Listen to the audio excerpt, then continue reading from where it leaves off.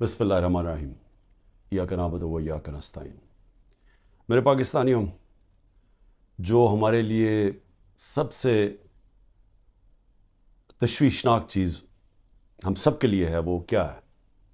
12 لاکھ پاکستانی جب سے یہ حکومت آئی ہے ملک چھوڑ کے چلے گئے۔ لیکن یہ 12 لاکھ پاکستانی کون سے پاکستانی ہیں؟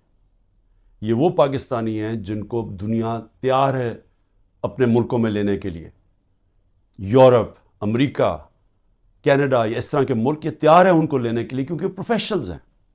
یہ وہ لوگ ہیں جن کی ڈیمانڈ ہے دنیا سے باہر، یہ کہیں بھی جا سکتے ہیں۔ اور یہ کیونکہ یہ پروفیشنلز ہیں، ان کی کوئی ڈاکٹرز ہیں، کوئی آپ لسٹ آئے پوری، کوئی انجینئرز ہیں، یعنی وہ لوگ جو ایک معاشرے کو آگے بڑھاتے ہیں، جو ایک معاشرے کی ترقی کے اندر پورا حصہ لیتے ہیں، وہ لوگ ہیں جن کو اس ملک کی بہت ضرورت تھی۔ اب وہ چھوڑ کے چلے گئے۔ 12 لاکھ لوگوں کا جانا صرف یہی نہیں کہ یہ وہ لوگ ہیں جن کو آرام سے ویزا بھی مل گیا، ان کو آرام سے ان کو نوکریاں بھی باہر مل گئی۔ یہ وہ لوگ ہیں جو پھر اپنا پیسہ بھی باہر لے کے گئے ہوں گے، کیونکہ خالی ہاتھ تو نہیں جانا تھا، تو انہوں نے پھر یہاں سے روپیوں کو ڈالرز میں کنورٹ کیا اور پھر ڈالرز باہر لے کے گئے۔ تو سوچیں کہ اس کی کتنا نقصان ہوا ہوگا پاکستان کو۔ اب یہ سوچیں کہ یہ کیوں ہو رہا ہے، کیوں لوگ چھوڑ کے جا رہے ہیں؟ وہ لوگ، پھر سے میں کہتا ہوں کہ جو ایک ملک کی ترقی کی بنیاد رکھتے ہیں وہ جا رہے ہیں۔ وہ اس لیے جا رہے ہیں کہ ان کی امید ختم ہو گئی ہے ملک سے۔ یہ امید کیوں ختم ہوئی ہے؟ یہ امید اس لیے ختم ہوئی ہے کہ جو 30 سال سے اس ملک کو تباہی کے اندر جن کا پورا ہاتھ تھا، جو چوری کر کر کے ملک کا پیسہ منی لانڈر کر کے باہر لے کے جا رہے تھے، جن کے اوپر کرپشن کے کیسز کے اوپر کتابیں لکھی ہوئی تھیں، جن کی دنیا کے باہر ان کے اوپر ڈاکیومنٹریز، 2 BBC کی ڈاکیومنٹریز بنی تھی، جن کے اوپر باہر کے اخباروں کے اندر ان کی چوری کا لکھا ہوا تھا، اور کتابیں 3-4 کتابیں ہیں جو لکھی گئیں، جس میں کیپٹلزمز ایکلیز ہیل، ایک ریمنڈ بیکر کی کتاب، اس کے اندر لکھا ہوا ہے کہ ان کے جو پہلے دور میں 90 کی دہائی میں انہوں نے کتنا پیسہ چوری کیا تھا اور ملک سے باہر لے کے گئے تھے۔ تو یہ وہ 2 مافیاز، ان کو اوپر آ کے بٹھا دیا۔ لوگوں نے تھوڑی دیر سوچا کہ چلیں جی ٹھیک ہے، الیکشن آئے گا تو ہم ان کو تب ان کے خلاف کھڑے ہوں گے۔ پھر جب انہوں نے دیکھا کہ پولیٹیکل انجینئرنگ ہو رہی ہے یہاں، اور جو ملک کی اسٹیبلشمنٹ ان کے ساتھ کھڑی ہو گئی ہے، اصل مایوسی تب ہوئی ہے کہ وہ لوگ جو یہ سمجھتے تھے کہ اس ملک کی اسٹیبلشمنٹ چلے جیسی بھی ہے، اس نے غلطیاں کی ہوگی، مارشل لا لگے ہوں گے، لیکن وہ ملک کا سوچتی ہے، کیونکہ ان کا جینا مرنا پاکستان میں، ان کے انٹرسٹ پاکستان میں۔ تو جب وہ ان لوگوں کے ساتھ کھڑی ہو گئی اور پولیٹیکل انجینئرنگ شروع کر دی ان لوگوں کو پھر سے جتانے کی، اور مایوسی تب چھائی، نا امیدی اور مایوسی کب چھائی کہ جب انہوں نے تماشا دیکھا کہ جو ملک کی سب سے بڑی پارٹی ہے، 70% سے زیادہ جس کی ایکسیپٹیبلٹی آج پاکستان میں ہے، ساری سرویز کہہ رہی ہیں کہ یہ پارٹی جیتے گی اور قوم اس کے ساتھ کھڑی ہے، 37 میں سے 30 بائی الیکشن یہ جیت جاتی ہے پارٹی، اس کے باوجود کہ اسٹیبلشمنٹ ان کے ساتھ کھڑی ہوتی ہے، اس کے باوجود عوام بتا دیتی ہے کہ وہ کیا چاہتی ہے۔ جب وہ دیکھتے ہیں کہ اس پارٹی کو کرش کرنے کی کوشش کی جا رہی ہے، اس کے اوپر ہر حربہ استعمال کیا جا رہا ہے، پورا 9 مئی کا ڈرامہ جو انشاءاللہ مجھے کبھی بھی موقع ملا میں ثابت کروں گا کہ وہ سارا ڈرامہ کیا گیا تھا PTI کو کرش کرنے کا۔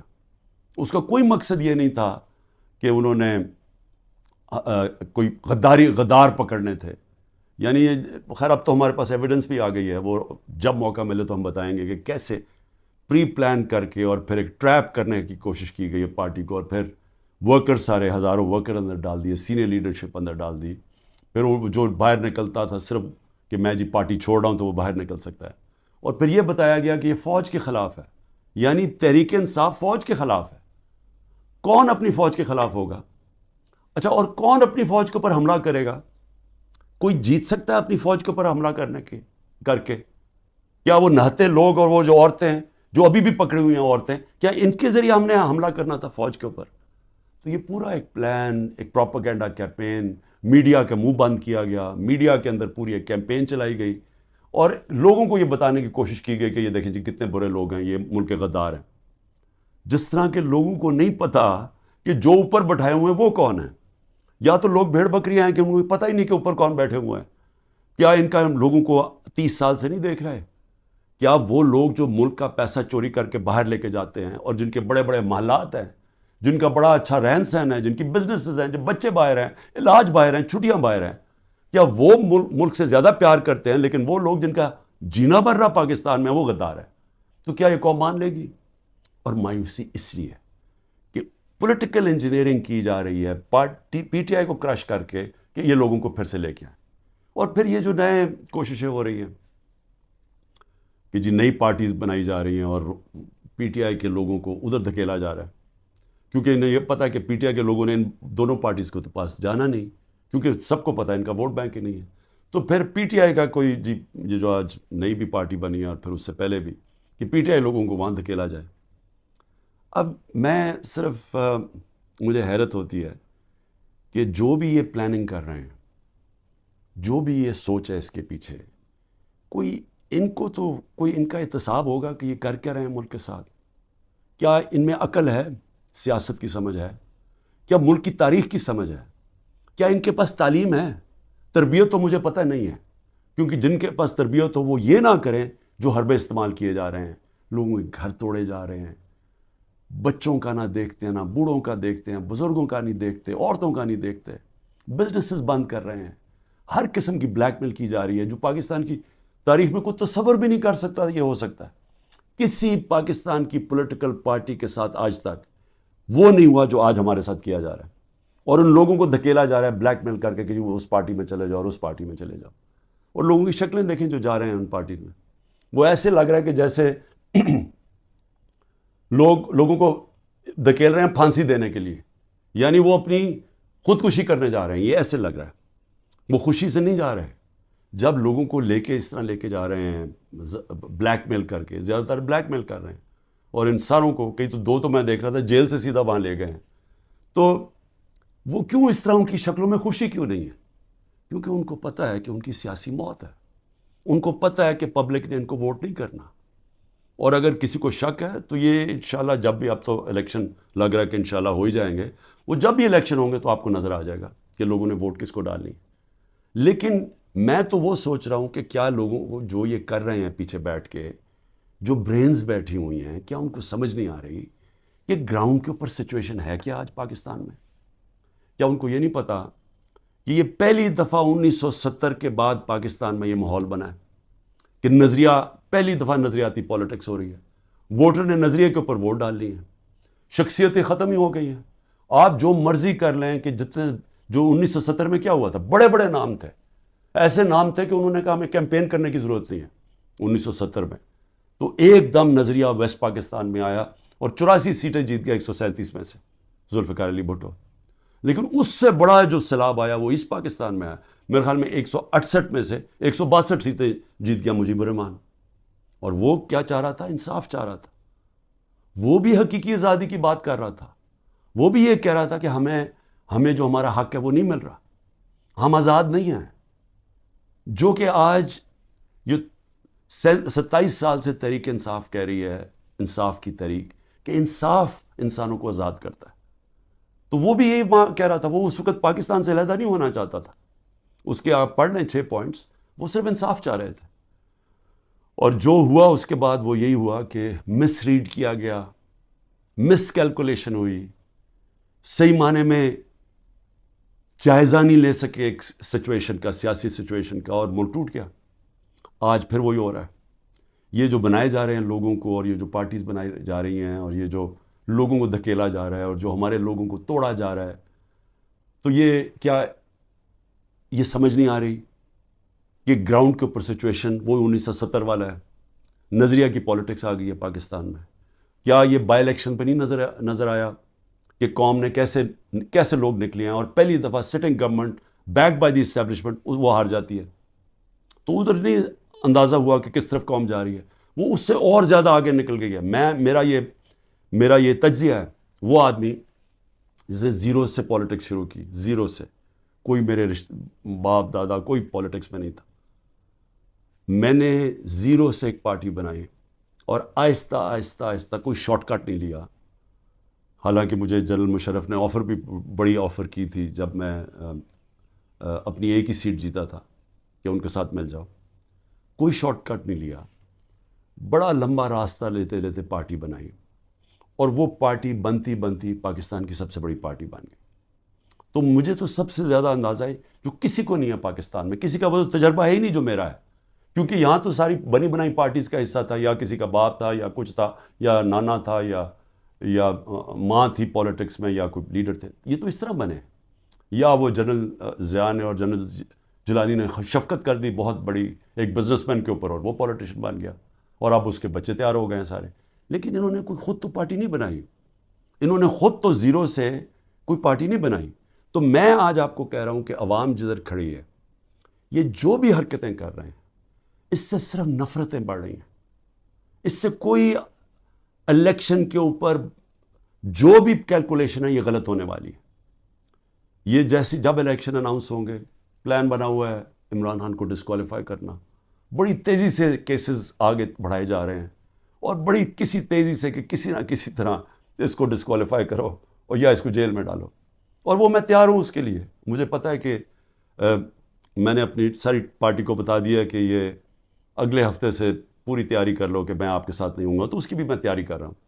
لیکن میں کچھ اور کہہ رہا ہوں, کیا اس سے یہ پولیٹیکل انجینئرنگ کامیاب ہو جائے گی؟ میرے خیال میں اتنا زیادہ دھاندلی کرنی پڑے گی کہ سارا الیکشن کا پروسیس ہی ختم, ڈسکریڈٹ ہو جائے گا. جس طرح وہ سندھ میں الیکشن کرواتا ہے وہ زرداری, وہ الیکشن تو ہوتا ہی نہیں ہے. پولیس پوری پکڑ کے لوگوں کو اندر ڈال رہی ہے, باقی جو یا پیسے دے کے خرید لو اور یا پھر جیل میں ڈال دو, اور اس کے بعد الیکشن کروا دو. یہ تو الیکشن نہیں ہے, یہ تو جو لوکل گورنمنٹ الیکشن یا بائی الیکشنز میں, تو جو اصل الیکشن ہے پاکستان کا اور 25 کروڑ لوگوں کا الیکشن ہے, اگر یہ الیکشن ٹھیک نہ کروایا گیا اس کے اپنے اثرات ہیں. وہ اور ڈی سٹیبلائز کرے گا. اس ملک کے اندر سیاسی استحکام آئے گا ہی نہیں, اور جب تک وہ نہیں آئے گا تو میں بار بار کہتا ہوں تو معاشی استحکام نہیں آ سکتا. تو ہم تو اور ڈوبتے جائیں گے, جو قرضوں کے اندر ہم ڈوبتے جا رہے ہیں. آمدنی سکڑتی جا رہی ہے, قرضے بڑھتے جا رہے ہیں, قیمتیں بڑھتی جا رہی ہیں, لوگ غربت کی لکیر سے نیچے جا رہے ہیں, بے روزگاری بڑھتی جا رہی ہے. تو ہم تو اس طرف جا رہے ہیں. تو وہ تو تب ہی ٹھیک ہوگا جو کہ صرف صاف اور شفاف الیکشن سے ملک بچ سکتا ہے. لیکن اسٹیبلشمنٹ دوسری طرف لے کے جا رہی ہے. چھوٹی چھوٹی پاکستان میں پارٹیز چھوٹی چھوٹی لے آئیں. پلان تو یہ ہے کہ وہ ہر کسی کو تھوڑی سیٹیں دلوا دیں, وہ سارے اوپر, اور اوپر سے پھر اسٹیبلشمنٹ کنٹرول کرے گی پاکستان کو. تو اس سے تو ملک ٹھیک نہیں ہونے لگا. جو ملک کی ضرورت ہے وہ اس کی اپوزٹ ہے, وہ بالکل متبادل ہے اس کے. اور وہ کیا ہے کہ صاف اور شفاف الیکشن ہو, ایک پبلک مینڈیٹ سے پارٹی آئے پاور پہ, اور وہ پھر رول آف لا قائم کرے. دیکھیں جو لوگ چھوڑ کے جا رہے ہیں وہ جنگل کے قانون سے بھاگ رہے ہیں.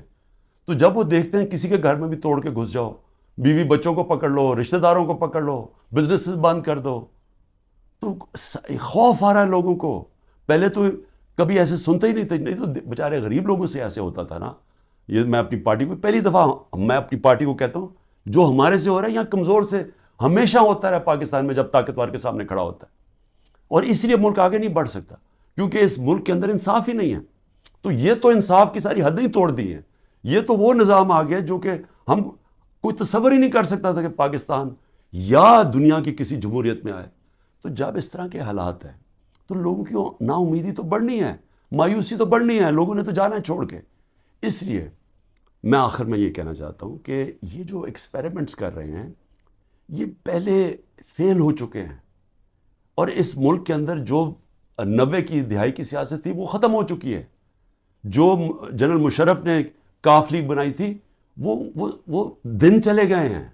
یہ دوسرا دور آ گیا, اور اس دور کے اندر سب سے ایک ہی راستہ ہے کہ صاف اور شفاف الیکشن کروائیں اور اس ملک کے اندر اسٹیبلٹی لے کے آئیں, ایک سیاسی استحکام آئے, اور اس کے بعد پھر معیشت کو ٹھیک کریں اور ملک کے اندر وہ ریفارمز کریں. اس ریفارمز کے بغیر پاکستان اس دلدل سے اب نہیں نکل سکتا. پاکستان کو سرجری چاہیے. اس ملک کو اب ہم وہاں پہنچ گئے ہیں کہ اگر ہم نے اپنے سارا گورننس سسٹم نہ چینج کیا, ہم نے سارا انصاف کا نظام نہ ٹھیک کیا, ہم نے جو ہمارے گورنمنٹ کارپوریشنز ہیں جو جس طرح وہ اس وقت بوجھ بنے ہوئے ہیں, ہم نے جب تک نچلی سطح کے لوگوں کے اوپر اب ان کی مدد کرنے کے لیے پروگرامز نہ بنائے تاکہ ان کو ہم سہارا دیں کیونکہ اب جو مہنگائی آ گئی ہے لوگ کیسے گزارا کر سکتے ہیں. اور جو ہم نے ہیلتھ کارڈ لے کے آئے تھے، سوچیں کہ پہلے ہی گزارا نہیں ہو رہا، تو اگر بیماری ہوگی گھر میں تو اگر آپ ہیلتھ کارڈ ہی لے جائیں گے، ہیلتھ انشورنس، وہ کیسے گزارا کریں گے؟ تو کیسے ہم نے نچلی سطح کے لوگوں کو اب پروٹیکٹ کرنا ہے، ان کو کیسے، ان کو ہم نے معاشی طور پہ ان کی حفاظت کرنی ہے ٹارگیٹڈ سبسڈی سے. کیسے ہم نے اپنے ملک کے اندر ڈالرز کی انٹیک بڑھانی ہے، وہ کون کون سے قدم ہیں. کیسے ہم نے خرچے کم کرنے ہیں. کیسے ہم نے اپنا گورننس سسٹم ایسا کرنا ہے کہ باہر سے انویسٹر پاکستان آ سکیں. کیسے ان کو اعتماد دینا ہے اپنے رول آف لا پہ کہ ہمارے یہاں اس ملک کے اندر آپ اگر اپنی سرمایہ کاری کریں گے تو ہم اس کی حفاظت، ہمارا قانون اس کی حفاظت کرے گا، لیول پلینگ فیلڈ دے گا، وہ کنڈیشنز دے گا کہ جب اب مثلا چائنا سے جب انڈسٹری ہم چاہتے تھے کہ پاکستان آئیں، تو میری جب پریمیئر لی سے ان کے بات ہوئی تو انہوں نے مجھے کیا کہا؟ انہوں نے کہا دیکھیں مسئلہ یہ ہے کہ پاکستان میں ہمارے سارے انڈسٹریلسٹ کہتے ہیں کہ ٹائم بہت لگتا ہے، یہاں کام ہی نہیں ہوتا آپ کی، بڑا سلو ہے آپ کا سسٹم. جبکہ وہ ویتنام جاتے ہیں، اور وہ بنگلہ دیش کی بھی بات کر رہا تھا کہ وہاں بڑی جلدی ان کا کام ہو جاتا ہے انویسٹر کے لیے. تو ایک انویسٹر کے پاس ٹائم نہیں ہوتا. تو یہ ہمیں ساری اصلاحات کرنی پڑیں گی، اور اس کے لیے سب سے بڑی ضرورت ہے کہ صاف اور شفاف الیکشن سے ایک مضبوط، ایک سٹیبل حکومت آئے. سٹیبلٹی اب صرف ایک طرح ہی آئے گی، صاف اور شفاف الیکشن، اور یہ پولیٹیکل انجینئرنگ کو مسترد کیا جائے. پاکستان زندہ باد.